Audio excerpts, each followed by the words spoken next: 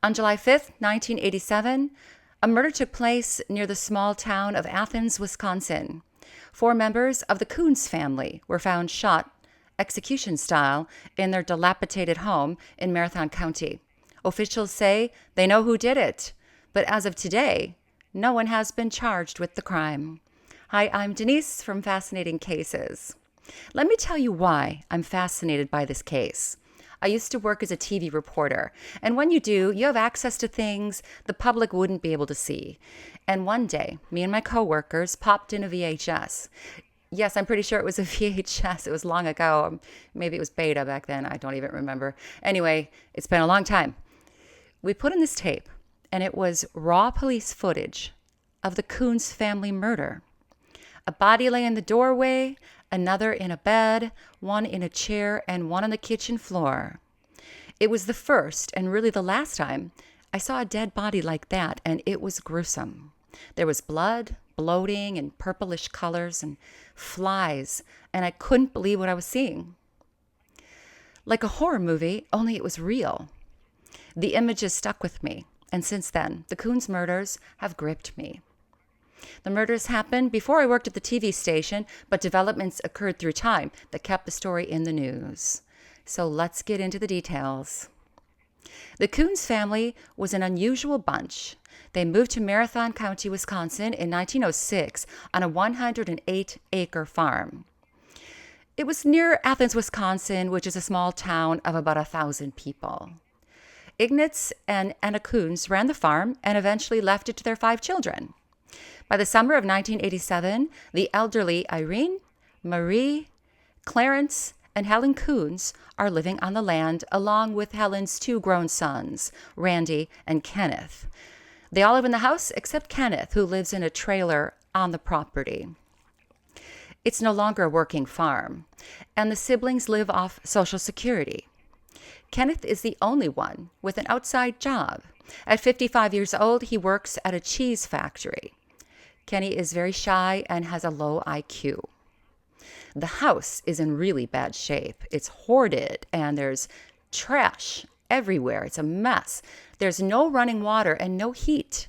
The family does have electricity because there was a working TV set and a VCR, but no phone lines. For income, the family buys and sells run-down vehicles off the property. For their entire lives, the Kunz family has very private and reclusive. Helen's son Randy rarely leaves his mother's side. Helen is 70 years old, and Randy drives her wherever she needs to go. When Helen isn't in public, at a store or whatnot, she was known to be very sweet and polite. On July 4th, 1987, Helen and Randy are in Athens, and they're watching the fireworks. And then they head home. Helen's other son, Kenneth, is spotted at his factory job, and then he went to a bar for some drinks. When Helen and Randy get home around 11 p.m., Irene was dozing in the chair, and Clarence was in a bed in the living room. Kenneth returned to the property at some point after sleeping in his car or in his trailer. But around 5 o'clock a.m., he entered the home, and it was a scene of horror. His Aunt Marie was lying in the doorway on the steps.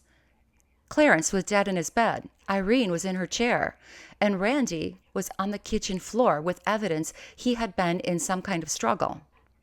All were shot in the head with a .22 caliber gun. Helen was nowhere to be seen. Randy's car was also gone, and the radio in the house was on, playing very loudly. Kenny ran to a neighbor's house for help, and he said his family's dead and his mother is missing. The Marathon County coroner and the officials arrive on the scene. The authorities believe the assailant was let into the house, maybe somebody familiar with the family. It's thought that the crime took place between 10:30 and 11 o'clock p.m. at night. That's right around the time that Helen and Randy arrived back home. Was this a robbery gone wrong? Most likely not, because the Kunz family had money laying everywhere, out in the open. There were envelopes full of bills, totaling around $22,000 altogether. Where did all this money come from? Some rumors circulated that Randy Kunz, at 30 years old, was involved in selling drugs. Was this a drug deal gone bad? Also found at the Kunz house a relatively new TV and dozens of VHS tapes, all of porn in the family living room, like they were watching it together. What was the motive for this killing? The bodies are taken out of the house and moved to the morgue. Kenny Kunz becomes a suspect, but he was quickly eliminated. He had a solid alibi. Back at the crime scene, Randy's car, initially thought missing, was found in the family garden, which was something odd. And there were a lot of tire tracks around. Many were accounted for, but one set of tracks stood out. A wide search for Helen took place. Police and community members all helped comb over the 100-acre farm. She was not found. Did Helen commit the crime? A few weeks before the shooting, Helen had bought some .22 caliber shells. She said it was for pesky blackbirds on the property. But did she have a motive? Ugly rumors about the Kunz family were uncovered. Helen Kunz said she had Kenny when she was 15, and he was the result of an assault by a neighbor. But in reality, her brother Clarence could have been Kenny's father. When questioned by police, Kenny said his Uncle Clarence was also his father. And also, Helen did not like what was going on in her home. There were other reasons to suspect that Helen might have been angry. An Associated Press reporter was interviewing someone that ran the hardware store in Athens. And the person there said, how are you doing? She said, I'm just so angry. My family, all they do is watch pornography all day long. And I just want to kill them. It makes me so mad, I just want to kill them. Did Helen shoot her family and take off? Months go by, and investigators look into who came and went from the Kunz property. They know a 21-year-old man named Chris Jacobs III, who bought a car from the Kunz family shortly before the murders. Chris Jacobs was a farmer from nearby Taylor County, Wisconsin. He was known to be a troublemaker. Police talked to him, but he offered no information. A neighbor lady of the Kunz said she drove past the Kunz farm at night on July 4th, 1987. She saw a car near the driveway of the property, and the driver shined a big spotlight on her, so she couldn't identify who the driver was or what kind of car it was. The case is getting nowhere, but then in March of 1988, 9 months after the murders, 2 boys going fishing make an awful discovery. They smell something bad, and they follow that scent and find a body in a ditch after the snow melt. It was the remains of Helen Kunz. Authorities decide to visit Chris Jacobs again, this time at his home. They search his bedroom and find spent shell casings, the same kind that were found at the Kunz farmhouse. And Jacobs' car they found inside a handheld spotlight. Chris Jacobs is arrested and charged with 5 counts of first-degree murder. And the prosecutors have a theory.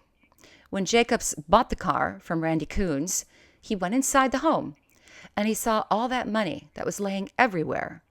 A local man came forward to say Chris Jacobs planned on robbing the Kunz family. Prosecutors believe Chris Jacobs went to the farm July 4th, either alone or with someone. He brought a gun, tried to rob the family, but something went wrong, and bullets flew. Maybe Randy tried to defend his family because there was a struggle that was evident in the kitchen. But there are a lot of questions if the motive was robbery. Why was there so much money left behind? Why did the assailant take Helen Kunz with him instead of killing her right at the home? Prosecutors say those unfamiliar tire tracks in the Kunz garden, they match the tires on Chris Jacobs' car. But he did buy a car from the Kunz, so he was on the property. His tracks would have been seen there. Did the neighbor lady see Chris Jacobs' car near the Kunz driveway and he shined a spotlight on her face? Maybe Helen was in the car. An autopsy on Helen Kunz showed that she was killed shortly after her family was killed. And then she was dumped 19 miles away in Taylor County at a farm that Chris Jacobs is familiar with. Defense lawyers for Chris Jacobs are hard at work. They say evidence against Chris is flimsy and circumstantial. The bullets found in Chris's room aren't an exact match for those found at the Kunz house. And the tire tracks match because Chris Jacobs, he was on the property and he did buy a car from the Kunz. The defense says it was a drug deal probably gone wrong with Randy, and the real killer is still out there on the loose. The defense argues that Kenny and Randy were in trouble with their drug suppliers, who went to the house with a gun. The suppliers wanted their money, which Kenny had, but he wasn't home that night. But there is a problem with the drug dealing theory. We didn't find any drug paraphernalia, scales, needles, drugs themselves, no marijuana, cocaine, packaging material, nothing like that. Chris Jacobs' mother also testified that her son was home that night, helping her with a cow that was giving birth. Yes, count number 5, not guilty of murder in the first degree. Chris Jacobs III is found not guilty. There just wasn't enough evidence to convict Chris Jacobs. There are no new developments in the case. Police believed they had their man, and he got off. 2 years go by. It's 1993, and Chris Jacobs is working construction. It's one day before the statute of limitations is up for the Kunz murder. And Chris Jacobs is arrested again for a crime against the Kunz family. He thinks he has potential to get off because of the double jeopardy law. It's part of the Fifth Amendment in the U.S. Constitution, stating no individual can be tried twice for the same crime after being convicted or acquitted. So Chris Jacobs thinks he's got it made because he was found not guilty for the Kunz murder. But prosecutors have something else up their sleeve. They charge him with the kidnapping of Helen Kunz, and he went to trial. They had a new important witness that came forward. It was the ex-girlfriend, Stacy Weiss, of Chris Jacobs. And she told police that Jacobs confessed to the crime to her and even showed her where it happened and how it happened on the now abandoned Kunz property. Supposedly, Chris argued and struggled with Randy the night of the murder. He shot Randy and the rest of the family so that there were no loose ends. Why he took Helen, we don't know. He even went as far as to say he assaulted Helen Kunz to prove his manhood. He's disgusting. Chris's defense team says that Stacy had an axe to grind with Chris because he broke up with her, and that's why she was making up this story. But prosecutors also had proof that Chris Jacobs bought new tires for his car shortly after the murders. They can also use the evidence from the first trial, such as the bullet casings found in his bedroom. And prosecutors also say Chris threatened a prosecution witness during the first trial. Chris is found guilty in 1993 and sentenced to 31 years in jail. The case is closed, but to this day, there is no one charged for the Kunz murders. Chris was to be paroled in 2020, but he refused to agree and didn't want to sign the paperwork and agree to the terms, so he stayed in prison and is set for release in 2029. My thoughts. Yes, I do believe Chris Jacobs is guilty of these murders, but he was never charged for them, and I think he did it because he saw how much money the Kunz family had laying around. Probably from drug dealings, or maybe they were just cashing their social security checks and putting the money in the house. I don't think they had a lot of bills to pay based off of the way that the family was living. I think Chris saw the money and he wanted it, and he thought the Kunz family was easy pickings because no one really cared about them, right? They were strange. I think he took a gun and he went into the house and fought with Randy, who tried to defend his family, and he just came back from the fireworks with his mom. Jacobs shot Randy after a struggle in the kitchen. Clarence and Irene were shot in the living room. Marie was killed in the doorway. Maybe she was trying to make a run for it. Helen probably did make a run for it, and she made it out into the yard, and Jacobs caught up with her and threw her in the trunk or in his car and took her elsewhere, back to Taylor County, where he lived anyway, near Medford. He dumped her in a swampy ditch. Maybe he thought she would take the blame for the killings if she was never found. I think he wanted to rob them, and things just got out of hand, and he left. Maybe he took a lot of money. We have no idea how much was really there in the first place. Was the Kunz family odd? Yes. Were they sloppy? Yes. But they kept to themselves, and they didn't hurt anyone. I don't think they deserved what happened. And that police video I saw so long ago of the crime scene, I wish I hadn't seen it because I can still see it in my head sometimes. What do you think of this case? It's kind of gruesome, isn't it? Leave me know your thoughts in the comments and I will get back to you. Meanwhile, like and subscribe, and I really appreciate you watching. I'll be talking to you again real soon.